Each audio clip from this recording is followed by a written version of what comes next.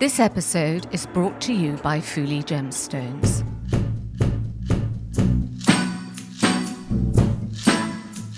She's covered with diamonds, and her diamonds are gifts from men, so they represent male interests, so they up her stock. The more diamonds she wears, the more evidence of her sexual appeal. And the sense that men in that film they're kind of dopey and unreliable.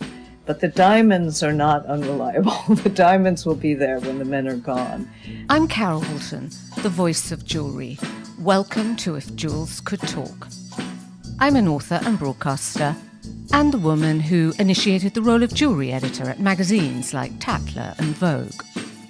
This is a podcast for everyone, for people who do like jewellery, for people who don't realise they like jewellery, and anyone intrigued by fascinating facts, new ideas and forgotten histories.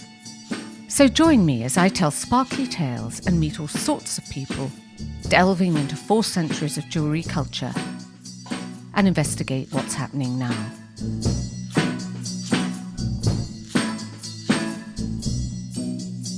This week, The Guardian newspaper ran a double-page spread on how the red carpet was ruined and lost its mystique. They said that the red carpet and everyone on it is but a bauble on the tree of self-congratulation. Well, we're interested in the actual baubles. And this week, we want to go back and look at how it all started, how the red carpet is there and how we can admire it and how the Oscars began in 1929. But of course, it didn't become a public event until the 1940s. Now, there was a golden age, and Hollywood, let's face it, has always loved diamonds. So we're going to look at that today. And I'm really delighted to welcome Maura Spiegel, who is a professor at Columbia University, who lectures in literature and film. So Maura, thank you very much for joining us from New York. Well, thank you for inviting me. I was really interested in what Maura has written, an essay that I read of hers some time ago in a book about diamonds. And in it, Maura, you really emphasized how impactful Hollywood has been for diamond jewelry and vice versa. Yes, I trace it back to the golden age of Hollywood, the 30s and the 40s, although diamonds were appearing a little bit earlier in the 20s. It was already happening. But the cinematic techniques that really develop in the 30s, the use of gauze and low-resolution lighting, they learned to accentuate the beauty of the glitter in diamonds and to really build them into stories in a more emphatic fashion. Do you think they were really important for that sort of black and white era to add to that lovely sort of ethereal look at the time? Yeah, I think so. And I found this beautiful little line from Joseph von Sternberg, who I think of as one of the great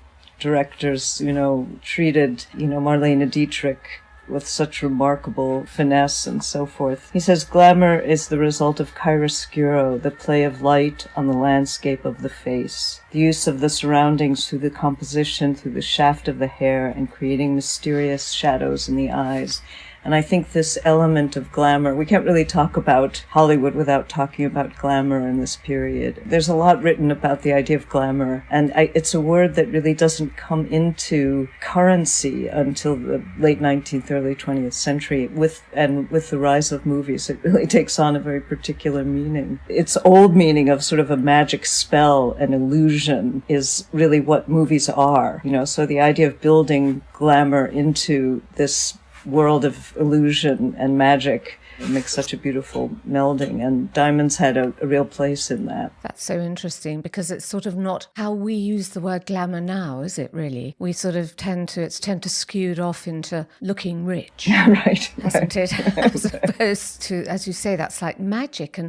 And diamonds, however normalized they are now, however that every second person on the street wears a diamond, probably in some form, whether they're lab-grown or man-made, the essence of the diamond is a sort of form of magic, isn't it, really? Yeah, well, it's also from being associated in the 19th century novel with curses and colonized worlds, the exotic, to really a more commercialized version that we get by the time we get to Hollywood, but there's still really storied.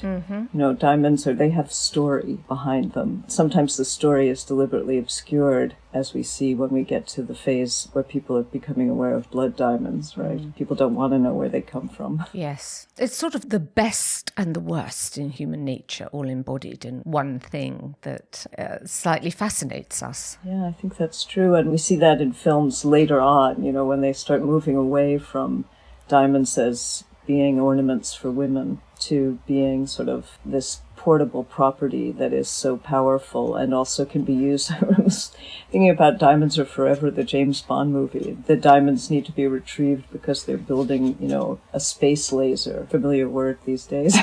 And James Bond has to fetch them before the sort of nuclear diamonds will have the potential for such destruction. So do you think it was by the 30s that this kind of almost transaction began to be apparent between how good diamonds were for Hollywood and vice versa? Yeah, the screen became a real showroom, a kind of a shop window for Americans. And it wasn't that long before Hollywood realized, this potential for commercializing itself beyond the movies themselves. And, stores like Macy's had sections where you could buy clothes that appeared in movies. And for diamonds, I think this is really the beginning of a move from diamonds as being something that just the ultra rich could wear to more, the more possibilities. But I think the decision by diamond dealers, very famous dealers, to loan their diamonds to movie stars, not just for their performances in films, but to wear around town,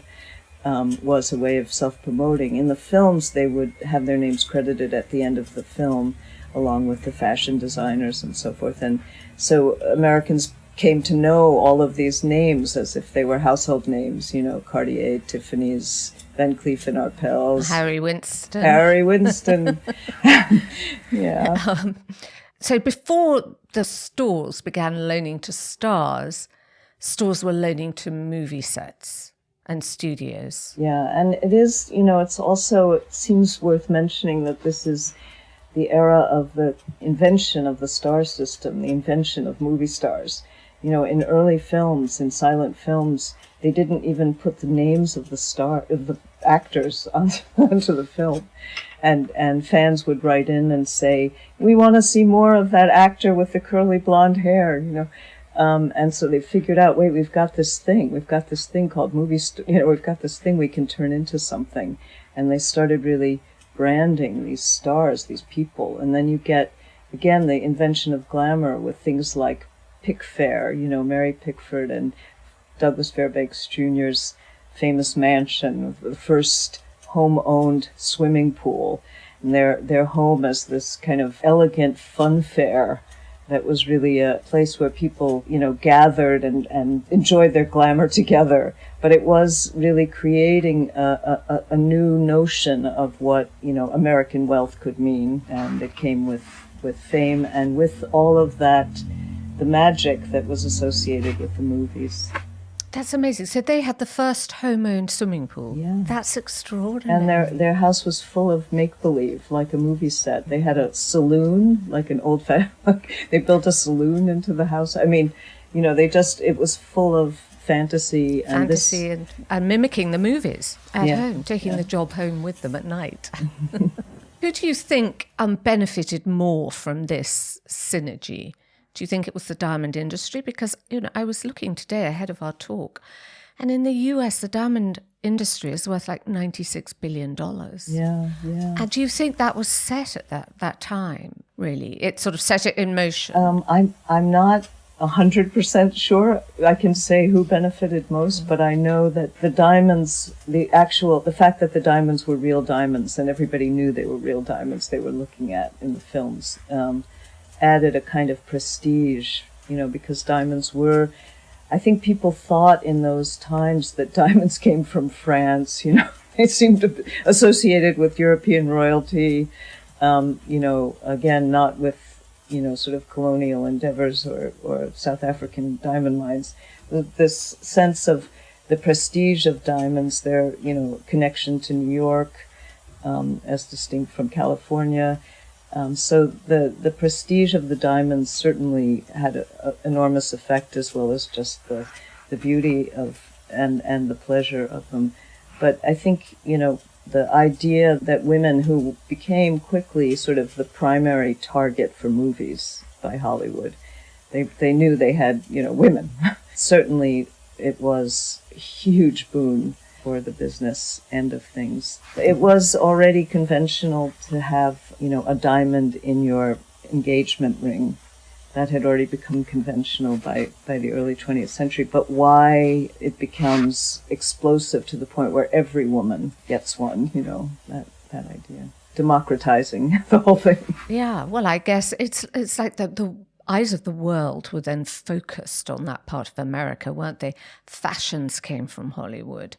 The silver screen stars were the sort of royalty that were almost touchable. You couldn't copy the Queen of England, but you could copy one of the movie stars, couldn't you? Yes, and movie stars themselves became involved with, advising women on how, on makeup and hair, and, they would give tips. There was one tip that intrigued me, which was to put Vaseline around your eyes to make them shimmer. I think that idea of trying to, again, get to that gossamer feeling of the black and white film, even in real life, is sort of suggested by that.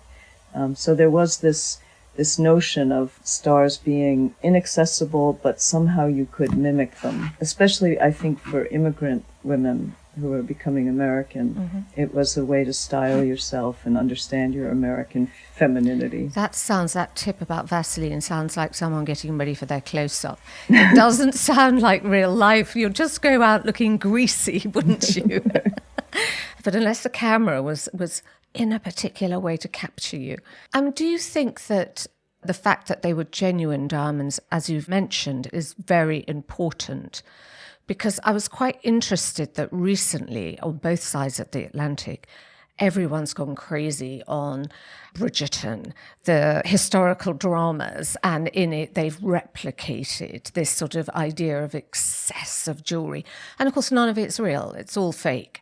Did it really matter then? And do you think things would look better now if they used genuine stones? I think they can do amazing things with lighting, and I don't know that it matters. I do think that I imagine that the insurance costs of using real jewels would be prohibitive.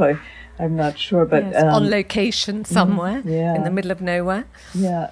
I also think that there is more consciousness of, in a way, Bridgerton is so much of a fantasy. I mean, it's so filled with, reimagined history and all kinds of things that the reality, I was thinking about, to make a little bit of a leap, about Oscars these days and the amazing diamonds that women and men are wearing to the Oscars.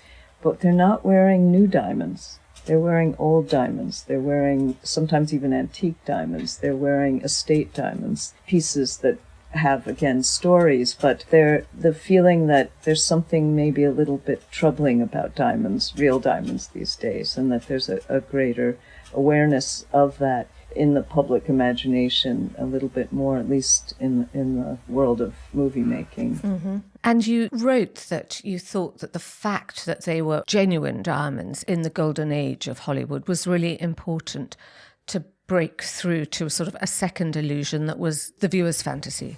Yeah, I think the ways in which, just an anecdote, I remember reading that when Grapes of Wrath came out, what time in 1940, the movie was banned in the Soviet Union. The reason given was by historians was that people seeing that kind of poverty in America would be troubling, not because of the fact of the poverty, but because of the fact that people that poor could have a truck, that they could own a truck.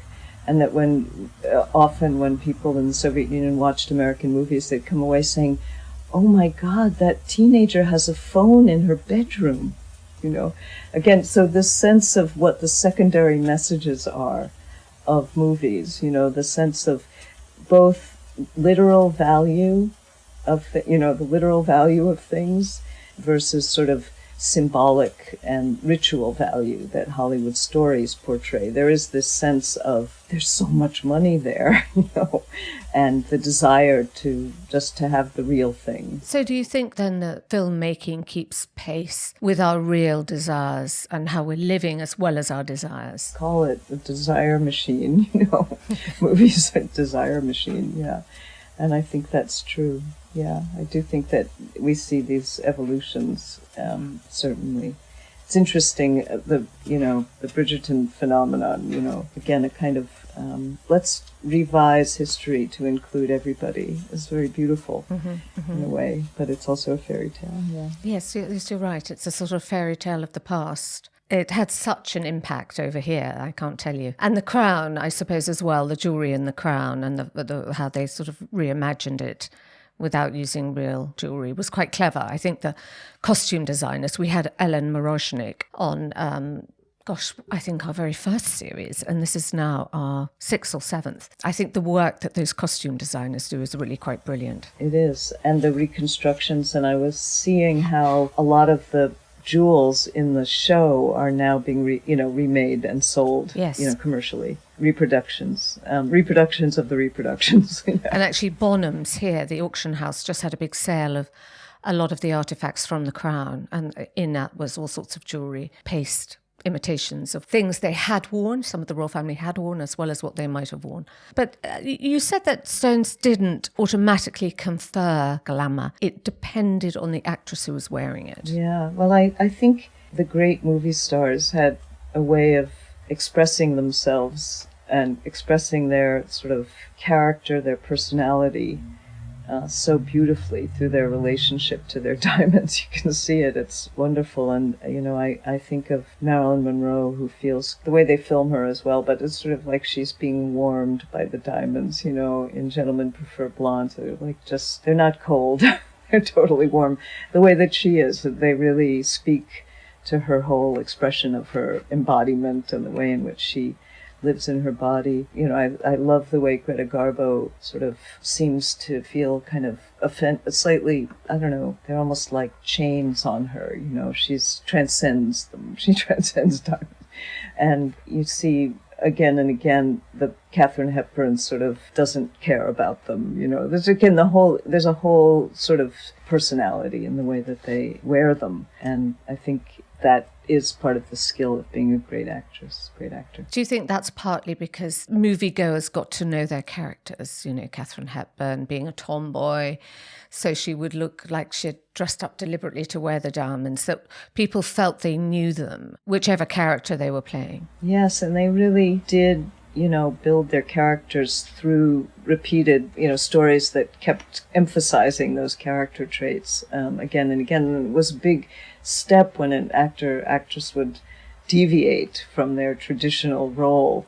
So absolutely, people did feel they knew them. I think that was part of the intimacy and the connection. And they invited them into their lovely homes to look at their jewellery collections in a way we could not imagine now, could we? Absolutely, yeah.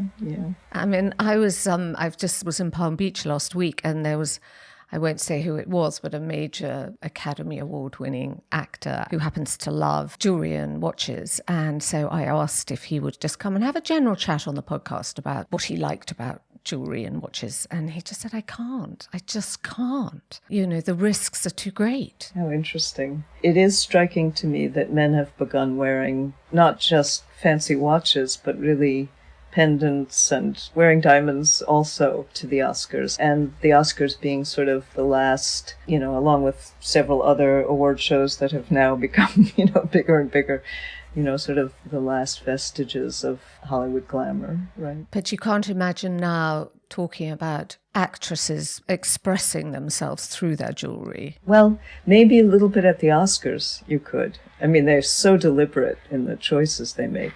They're paid to wear those. That's true. They are. It's kind of, I think the last ones were Elizabeth Taylor. Oprah Winfrey wears her own, but I think you could tell about women through their choices then. But now it's, are they signed up to Louis Vuitton, Dior, Chanel? Who are they signed to for that season? I stand corrected. Disappointingly, because And I want to talk about that, Marilyn Monroe in particular, the idea of, maybe that sort of transactional idea between love and diamonds and how that was portrayed at the time. To me, the great originator of this idea of sort of diamonds as being a sort of insurance policy for women. And, jewelry was one of the few things that women could inherit, that was a personal possession that didn't belong to the husband. Going back into 19th century, jewels were a woman's possession.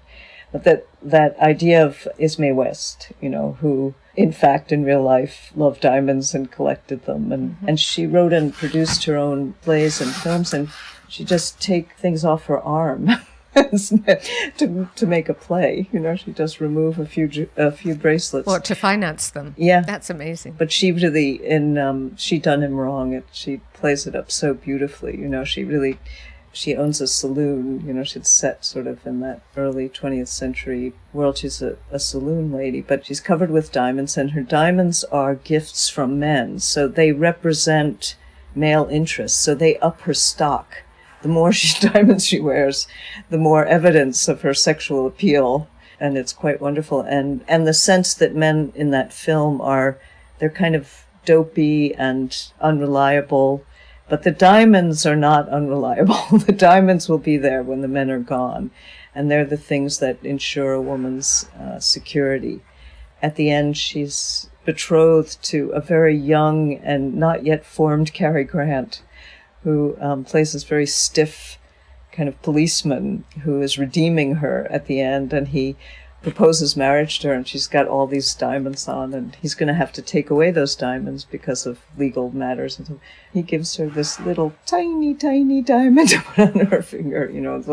It's very comical because it's like she's trading in her freedom in a way, that her affluence for marriage, which is just very unusual, because most of the time that rock that you get when the man offers you that ring is security in movies, suggesting that marriage is the real thing. The diamond is just a symbol of the potential for security. Of the goal, yeah. Yes. And usually indicated the end of the film, because a lot of these, they were sort of like comedies, weren't they? Or it was all leading up to the boy gets girl, boy loses girl, boy gets girl. And the end was the culmination of the diamond ring. Yeah. I mean, the way that we never got tired, we're still not tired of watching the making of couples, It's just like how much time we sit and watch that story, in our lives is really remarkable. But yes, that culminating moment. A good rom-com can't be beaten. I always think of that moment in Sleepless in Seattle when Meg Ryan is with the fiancé that obviously she has to ditch to get Tom Hanks, poor sleepless Tom Hanks. And there's a big moment in Tiffany with the diamond, and he's had it resized from his grandmother's ring, and they're in the middle of Tiffany. And I suppose that's the defining proposal moment. That's great. Yeah. And there's also a kind of tradition of disowning the diamond. I think of Titanic, right? And the decision to drop this heart of the ocean back into the heart of the ocean, where her beloved has died. And this idea of kind of the value of the diamond is not in its monetary value, but in its sentimental value. And that this is how she's expressing that commitment of her love, throwing away the diamond. Mm-hmm. And you could hear it when I saw it in the movies, people gasping. And there were articles like, why didn't she donate it to charity? Well, I always felt she also wanted, that was for the next generation to find and maybe succeed with it and use it. That's how I romantically imagined them deep diving to retrieve it. Yeah. I mean, do you think that the character Marilyn Monroe played in Gentlemen Prefer Blondes, Lorelei Lee, do you think that the way she used diamonds transactionally and she wanted to get them because men were fickle and untrustworthy and she'd hold on to her diamonds, do you think that was the thoughts of a generation, or do you think that was more representative of women at the time under the Hollywood studio system? Well, it comes from a novel from the 20s, right? Anita Loos. And in that one, she's not quite so redeemed as she is in the Hollywood version. That is, in the Hollywood version, she's not a gold digger. She really loves him, right? That's the redemption, is that she truly loves this millionaire. And when his father accuses her of being a gold digger, she says, "Aren't you silly? It's like a woman being pretty. It's not why you marry her, but, a man being rich, it helps, So this, kind of wonderful Hollywood turn. I think the idea, though, that the way that Marilyn Monroe plays it in the film is almost like she's just stunned by diamonds. It's like she's in love with them.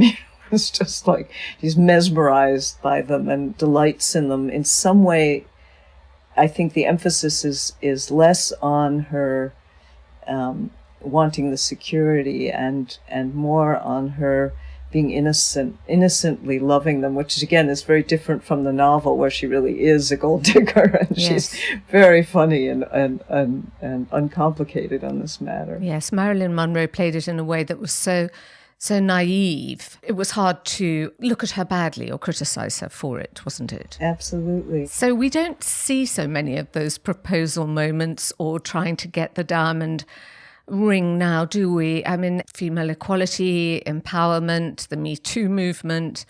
I mean, it's hard to imagine that we'd see a film like that again. That's absolutely true. Although you have some wonderful female con artists popping up in in narratives, but it is very different. One of the things that Elizabeth Taylor introduced really was the idea that young women could wear diamonds during the day. You could wear diamonds during the day. In a way, and that you could be younger and there could be a delicate kind of diamond look, very different from the older Hollywood look. But I think that the idea of women walking around Hollywood in diamonds today, the way they did in the 30s and 40s, I mean, can you imagine it? I mean, it's, going to the gym in your diamonds. I mean, it's not the values of this moment so much. And I think the sense of women earning their own. They don't need to rely on men. They're not as disempowered as, of course, Mae West says, it's a man's game. I just know how to play it, That's still with us, but it's not so much what you can get from the man, but what you can build yourself, right? I think Elizabeth Taylor helped that as well, didn't she? Because although there was the whole show of Mike Todd gave her this and Richard Burton gave her that, fundamentally, I think people realised she was probably funding it herself. Interesting. Do you think? I don't know. It's interesting. And doing that ultimate sort of female guile of making him think that's what he wanted to give her. Yeah. And again, the idea of getting not just any diamond, but a diamond that had a history was also part of that narrative. So do you think that smart movie stars would do that now, would just look at estate jewellery and not wear something that was recently created? Well, it seems, I was struck by it just, I went, reading about the diamonds that were worn in the last Oscars and, that they were almost 201, really old diamonds. And I think maybe it's also referencing old Hollywood in that way. Yes, I think that Tiffany have been really trying to reimagine their designer in the 50s, really, Jean Schlumberger.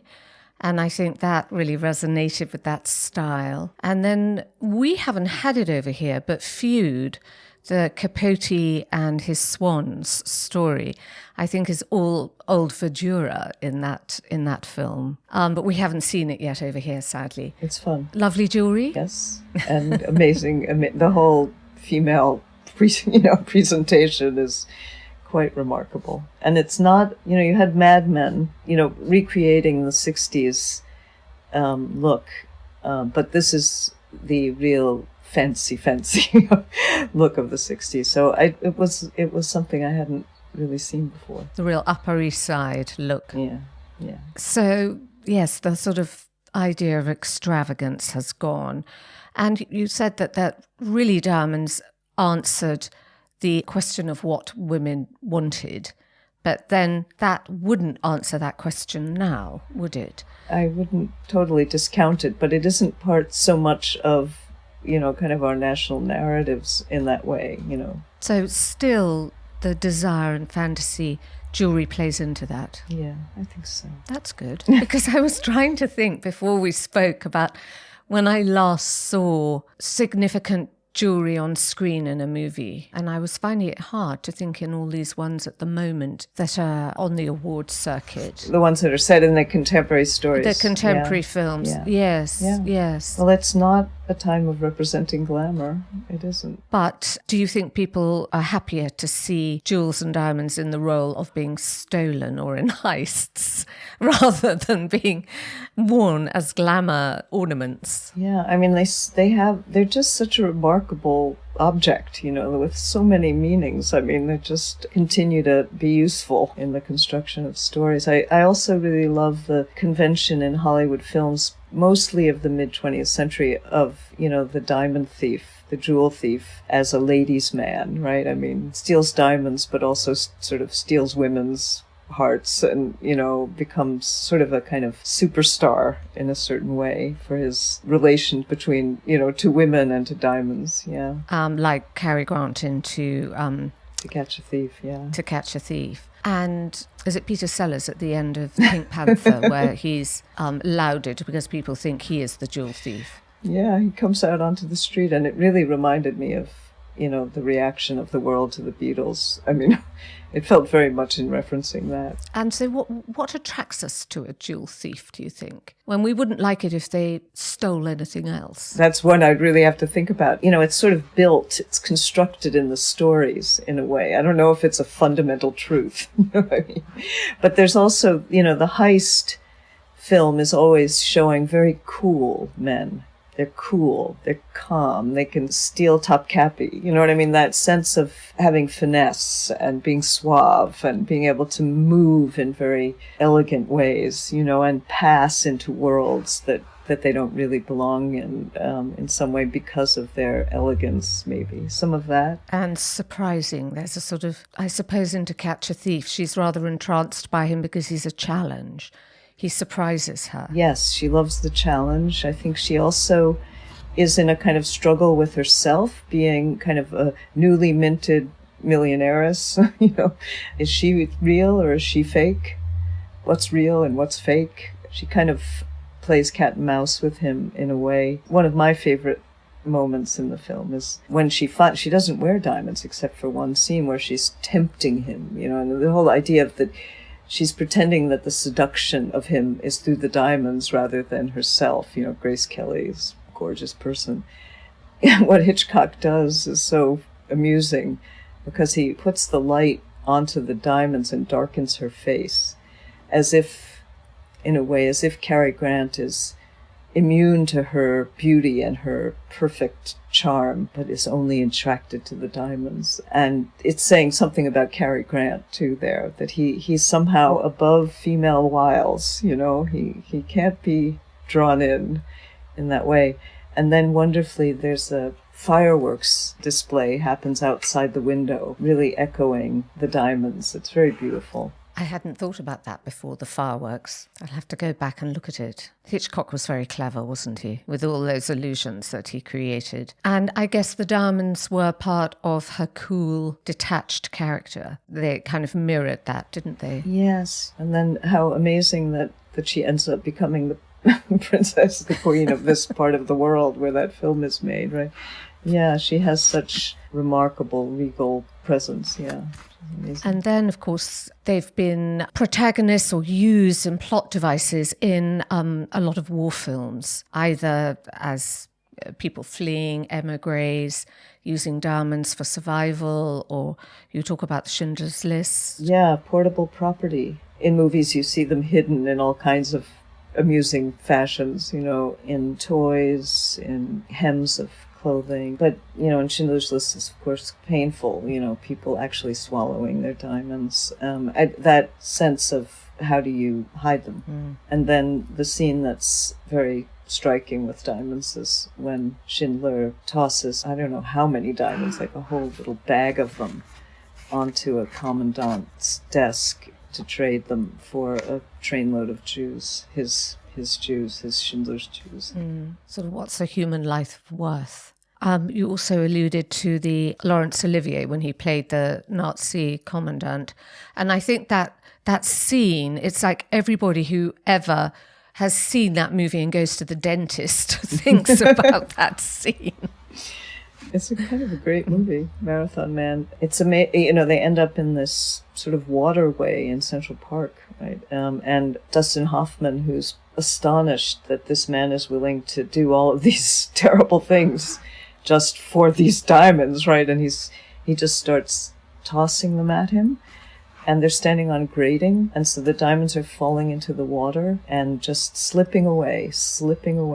It's a way of expressing an alternative set of values, right? I'm throwing away these diamonds. You want them, eat them. This sense of really rejecting the values of this character, and that is also a plot twist that we get sometimes. I think also the way you describe it as sort of slipping through the grate, it's almost like Sands of Time, and the sort of ancient factor of the diamonds, kind of extraordinary. Yeah, and like in Titanic, that it's called the heart of the ocean, that element of their glistening beauty and their, the watery part, it works. Both the sound of them clinking and then splashing is it's very striking in Marathon Man. I suppose when you think of it now, films, because they have to appeal to so many different markets. People say this is why the Marvel franchise and Batman is so successful, because it's almost like a cartoon. People can understand it visually, even if you weren't particularly understanding the language. Do you think that jewelry can appeal to different areas like that as well and be a shortcut to a story that people would understand? It's a good question. I mean, as I understand it, a lot of the reasoning behind this proliferation of action films and Marvel films is because of the growing global marketing of films, just as you suggest, that they're accessible transculturally in some ways. In terms of translatable beauty and markers of value and beauty, I think it's a really interesting question. I'm not sure. Because we haven't seen anything recently. You haven't, have you? I haven't. I suppose there's certain directors quite like jewels, like Baz Luhrmann, Moulin Rouge, The Great Gatsby. He's certainly, and Catherine Martin, they really get into jewelry. I mean, they involve Tiffany in the creation of a whole set of new jewels for that film. And that's quite unusual. There is that Baz Luhrmann sort of excess, the representation of wealthy people feels to me also, again, we have Bridgerton and it's set in a fairy tale past. It's not, when you see it, I think of, like the 80s Dallas or something, they're not necessarily pretty pictures, the way in which the rich are being represented in our more recent years. In some ways, Hollywood, sort of saying within the stories, they're just regular folks who happen to be really rich. Look, they do silly things and, So they have to suffer in some way if they have these glittering ornaments. They suffer for them. Yeah, I think so. Or they're not to be admired and loved. We don't love them. Mm-hmm. Yeah. That's a better way of putting it, yes. Although Downton Abbey got away with it, didn't it? Yes.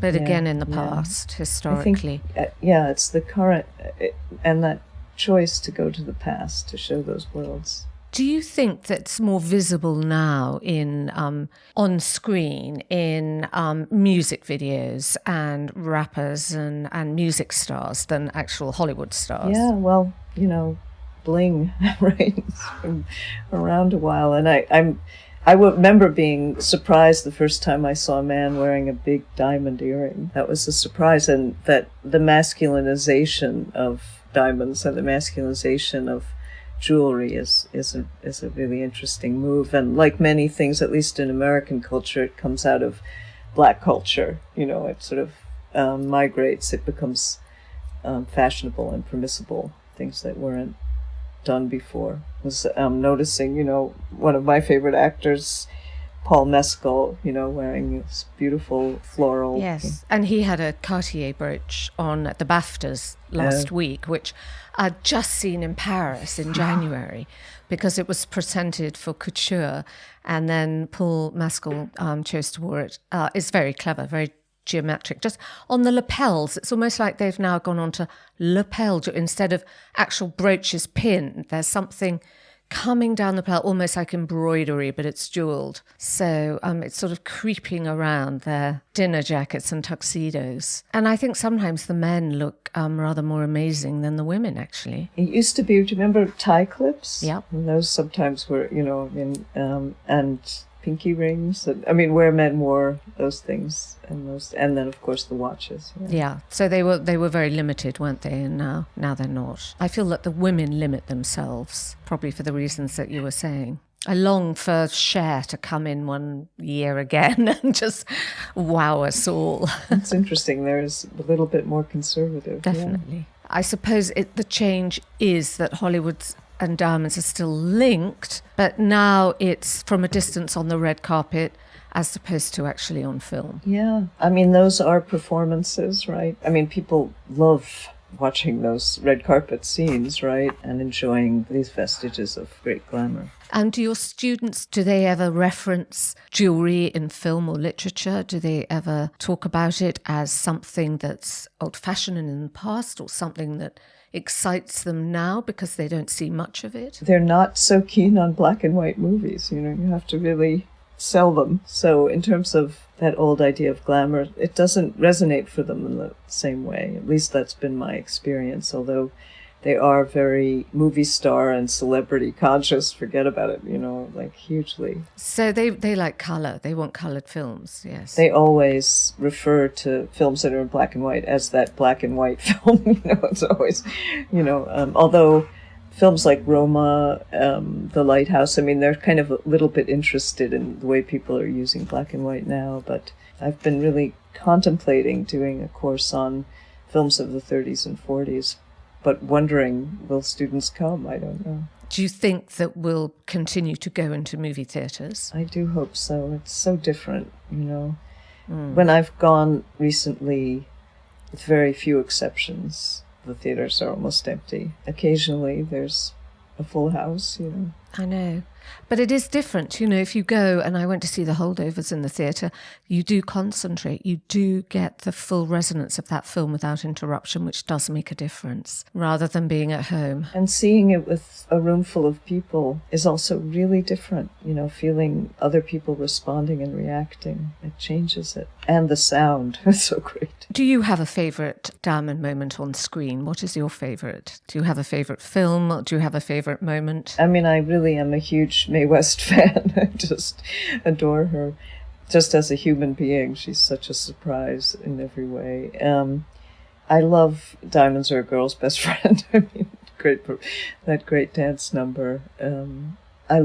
There's a scene in Ninotchka, which is one of my favorite movies, where Greta Garbo, she's drunk and she opens up the safe where this crown jewel is that she's selling to buy wheat for her starving country. And then she takes it out and puts it on her head, and she's seduced by it, it's very beautiful. The whole film is so interesting, the way that it posits not the values of the exiled royalty of Russia, but really the value of romance that Paris represents, and that, that there's something romantic about this, this crown in this moment, and feeling beautiful, which she hasn't allowed herself because she's been a sergeant in the army, and and the idea of a woman being able to feel beautiful as being tied not to capitalism but to romance, So the ultimate feminine ornament. Yeah. Although she also has a very funny hat that she buys.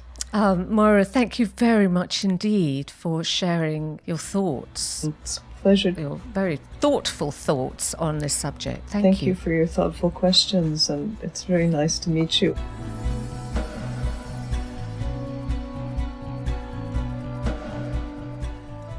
Thank you for listening.